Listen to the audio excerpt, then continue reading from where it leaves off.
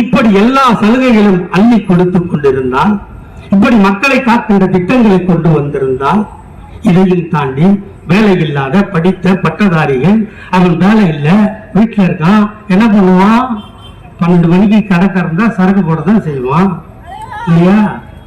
அவனை தடுக்கணும், திருத்தணும். அது யார் செய்யணும்? இந்த நாட்டின் முதல்வர் செய்யணும். அதனால தான் ஊரா போய் நாடு நாடா போய் கம்பெனிகளை பார்த்து தொழிலதிபர்களை சந்தித்து கிட்டத்தட்ட 10,000 கோடி ரூபாயை முதலீடுகளாக தமிழ்நாட்டுக்கு கொண்டு வந்த ஒரே முதல்வர் எங்கள் அண்ணன் தளபதியை தவிர வேறு எவனும் இல்லை.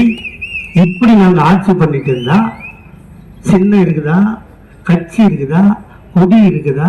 எடப்பாடி பழனிசாமி இந்த நாட்டில் எது நடந்தாலும் நம்பன்றான், எது நடந்தாலும் நம்பன்றான். இந்த நாட்டின் வளர்ச்சிக்காக நீ இருந்த வருஷத்துல என்ன பண்ண? ஆமா, ஒரு மாநில பச்சைப்படுத்துற ஒருத்தர் ஊர்ல இருக்கலாமாங்க? நான் போனேன், பார்த்தேன், அதை பண்ண இதை பண்ண, எல்லாமே பிராடு. அந்த பொண்ணு, அந்த விஜயலட்சுமி, அந்த பொண்ணு அது கழுவி ஊத்துது பாருங்க, அப்படி ஊத்துது.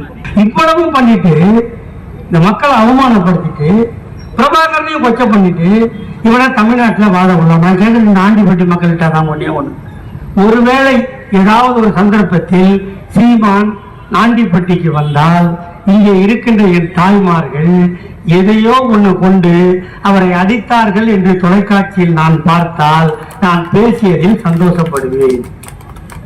ஏன்னா தப்பு பண்றவங்க இப்படிதான் பண்றான். நம்மளை கேட்கறதுக்கு ஆள் இல்ல, அவசரமா வேலையில ஏறி நின்னா போதும்னு நினைக்கிறான். அவனை கேள்வி கேட்க வேண்டும், தடுத்து நிறுத்த வேண்டும்.